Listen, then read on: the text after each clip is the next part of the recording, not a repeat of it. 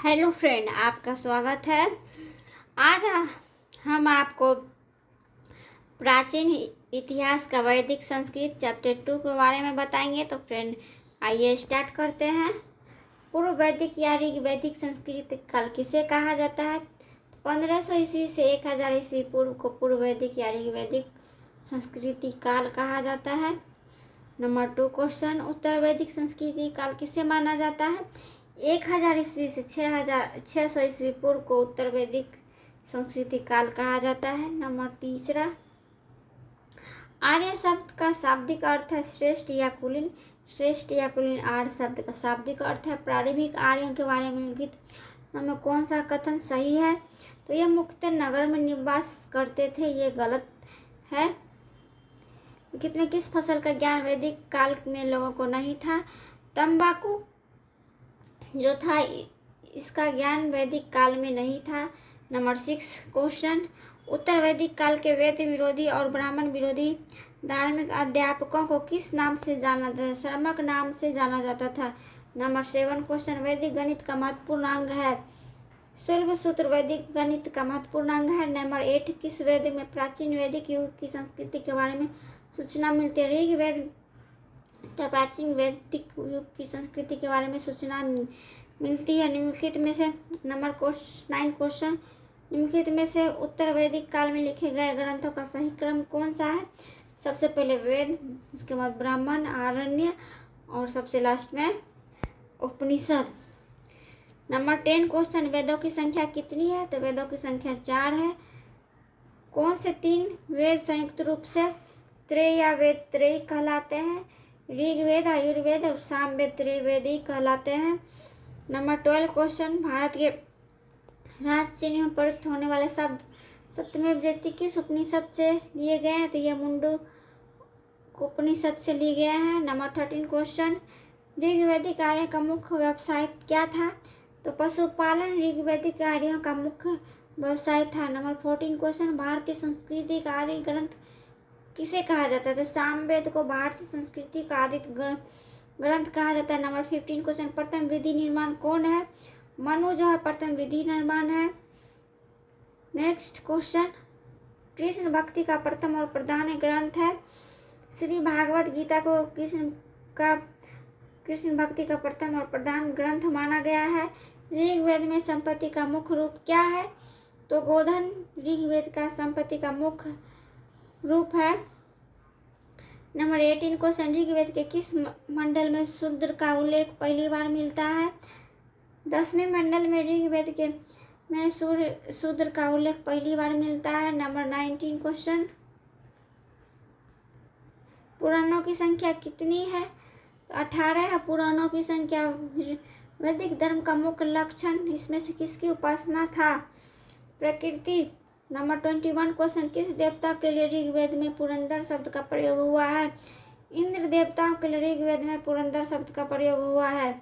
Number 22 question, शैव सूत्र किस विषय से संबंधित पुस्तक है? ज्यामिति शैव सूत्र से संबंधित पुस्तक है। अष्टमा, सदगमा, तमसोमा, ज्योतिर्गमा कहाँ से लिया गया? यह उपनिषद से लिया गया है। नंबर 24 क्वेश्चन, आर्य भारत में बाहर से और सर्वप्रथम पंजाब में जाके बसे। 25 क्वेश्चन, मिलान है। ऋग्वेद ये होता या होत्री कहलाता है। यजुर्वेद अद्रवायु, सामवेद उदगाता, अर्थवेद ब्रह्मा।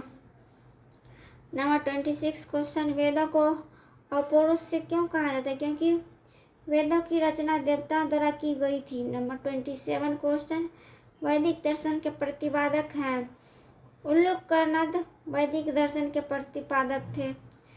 28 क्वेश्चन, मीमांस या पूर्व मीमांस दर्शन के प्रतिपादक हैं। जैमिनी जो है मीमांस या पूर्व मीमांस दर्शन के प्रतिपादक हैं। 29 क्वेश्चन, वेदांत या उत्तर मीमांस दर्शन के प्रतिपादक हैं।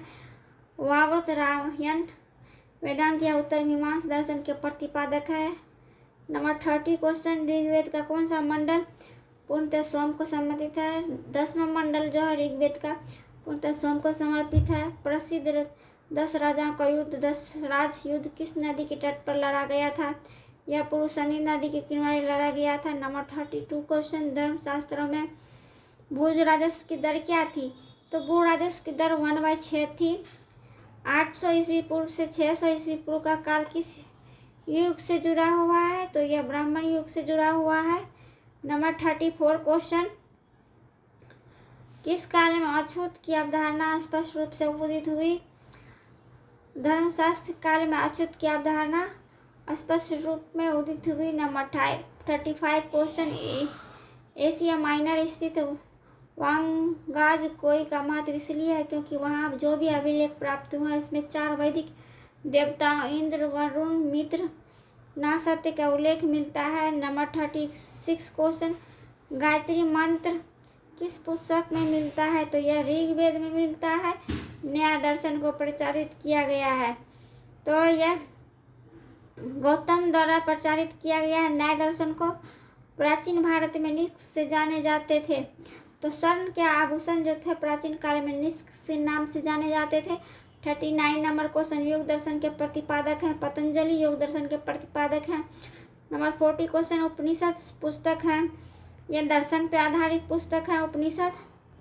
नंबर 41 क्वेश्चन, ये मिलान वाले हैं ऋग्वेद स्रोत या प्रार्थना, यजुर्वेद स्रोत और कर्मकांड, सामवेद संगीतमय स्रोत, अर्थवेद तंत्र मंत्र वशीकरण।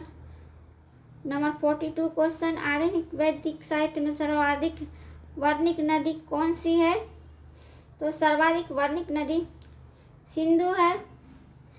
नंबर 43 क्वेश्चन, उपनिषद काल के राजा अश्वपति शासक थे, के शासक थे अश्वपति।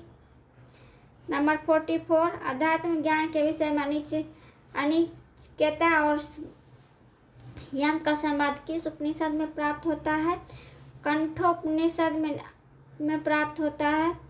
नंबर 45 क्वेश्चन, वैदिक नदी कुंभा या काबुल का स्थान कहाँ निर्धारित होना चाहिए? तो यह अफगानिस्तान में निर्धारित होना चाहिए। नंबर 46 क्वेश्चन, कपिल मुनि द्वारा प्रतिपादित दार्शनिक प्रणाली है, यह सांख्य दर्शन पर आधारित प्रणाली है कपिल मुनि। 47 क्वेश्चन, भारत के किस स्थल की खुदाई से लौह धातु के प्रचलन के प्राचीनतम प्रमाण मिले हैं? तो अंजीखेरा से लौह धातु के प्रचलन के प्राचीनतम प्रमाण मिले हैं। 48 क्वेश्चन, निम्नलिखित में से किसका संकलन ऋग्वेद पर आधारित है? सामवेद का संकलन ऋग्वेद पर आधारित है। 49 नंबर क्वेश्चन, निम्नलिखित में कौन प्रस्थानत्रयी में शामिल नहीं है? तो भागवत जो है प्रस्थानत्रयी में शामिल नहीं है फ्रेंड। 50 नंबर क्वेश्चन, कर्म का सिद्धांत संबंधित है? तो कर्म का सिद्धांत संबंधित है मीमांसा से। तो फ्रेंड आज के लिए इतना ही। अगर ये वीडियो अच्छा लगा हो तो लाइक शेयर कमेंट ज़रूर करें। आगे हम नेक्स्ट वीडियो में देखेंगे आगे का पार्ट। आज के लिए इतना ही। Thank you.